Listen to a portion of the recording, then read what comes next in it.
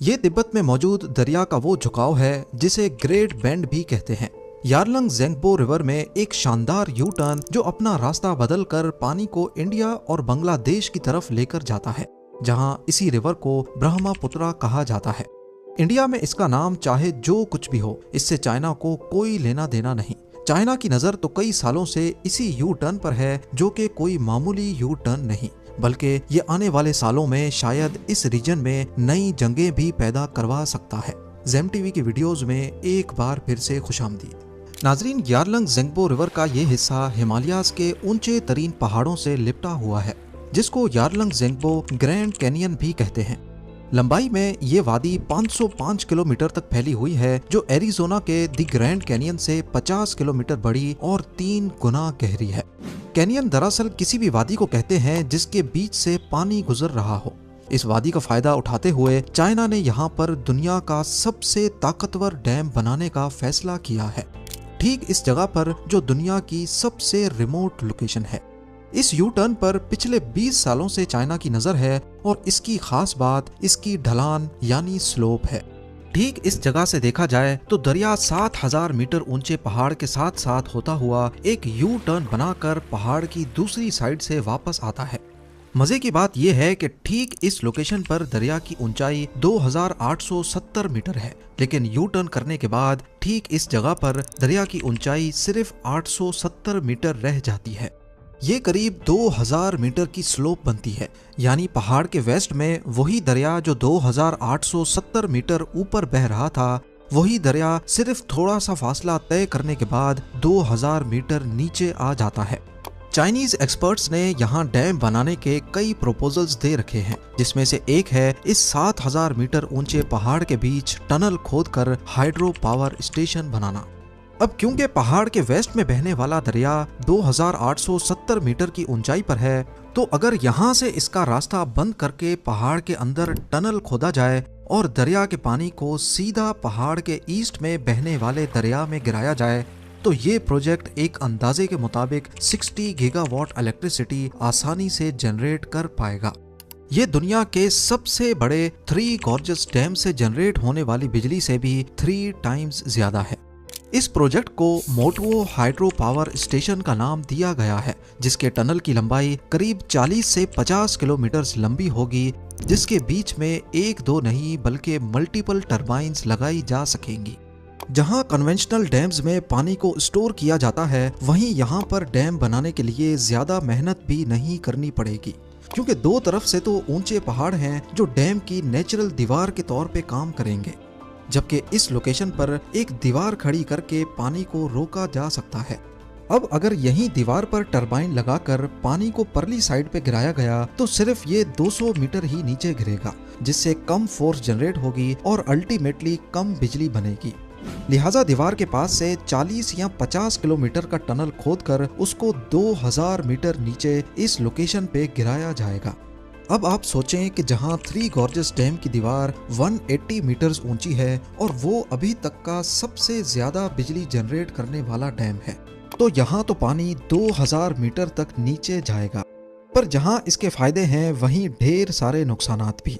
Experts का मानना है कि चाइना को ये प्रोजेक्ट बनाने में काफी मुश्किलें पेश आ सकती हैं। सबसे पहले तो ये जगह तिब्बत की रिमोट लोकेशन पे है, जहां अभी तक कोई प्रॉपर रोड नेटवर्क नहीं है।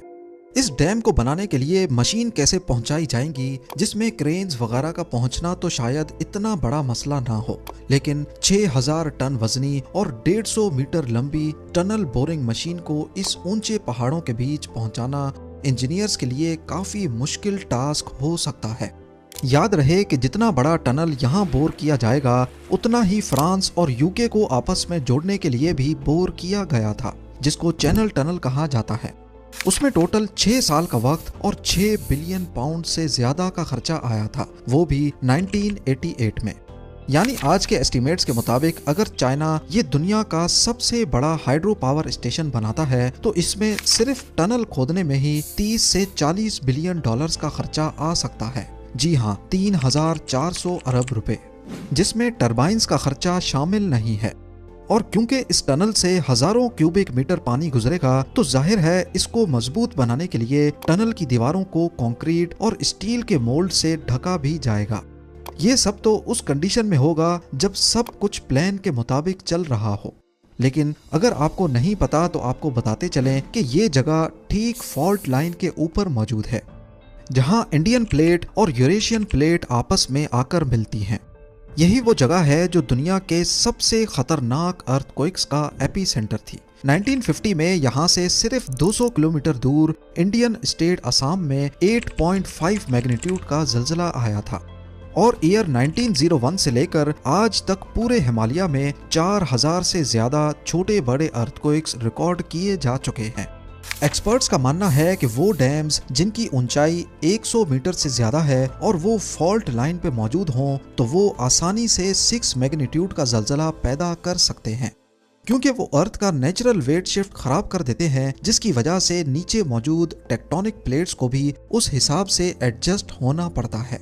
इसके अलावा ये एरिया जहां मोटुओ हाइड्रो पावर स्टेशन का प्रपोजल दिया गया है, ये जानलेवा लैंडस्लाइड्स का गढ़ भी है। 2021 में यहाँ लैंडस्लाइड की वजह से यारलंग ज़ेंगबो रिवर का एक हिस्सा ब्लॉक हो गया था, जिसकी वजह से पानी को अपना रास्ता बदलना पड़ा। इसी एरिया में इंडियन हिमालय में भी लैंडस्लाइड्स की वजह से फ्लैश फ्लड्स ट्रिगर हुए, जिसमें कई लोगों की जान गई और उसने 2 हाइड्रो पावर स्टेशंस को भी नुकसान पहुंचाया। इन सब मसलों के साथ साथ चाइना को अगर दुनिया का सबसे बड़ा हाइड्रो पावर स्टेशन बनाना है तो उसको इंडिया को भी फेस करना होगा। जैसा कि आप देख सकते हैं कि यारलंग ज़ेंगबो रिवर का वो हिस्सा जो डैम के बाद नीचे जा रहा है, कुछ ही फासले के बाद वो इंडियन स्टेट अरुणाचल प्रदेश में दाखिल हो जाता है। ये वो इंडियन स्टेट है जिसको चाइना अपना हिस्सा मानता है और इसी बात को लेकर यहाँ कई मर्तबा इंडियन और चाइनीज का क्लैश भी हो चुका है। 1960 से लेकर इंडिया और चाइना की कई बार इसी डिस्प्यूटेड एरिया को लेकर लड़ाई हो चुकी है। हाल ही में 2020 की बात है जब इंडियन और चाइनीज सोल्जर्स के बीच गलवान वैली में एक झड़प देखी गई, जिसकी वजह से एक जवान की मौत भी हुई।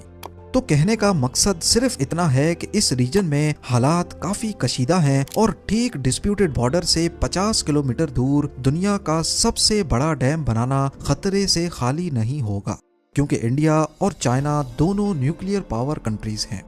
यहाँ डैम बनाने की वजह से चाइना का इंडिया और बांग्लादेश में जाने वाले पानी पर भी फुल कंट्रोल पैदा हो सकता है, जो चाइना अपने हथियार के तौर पे भी इस्तेमाल कर सकेगा।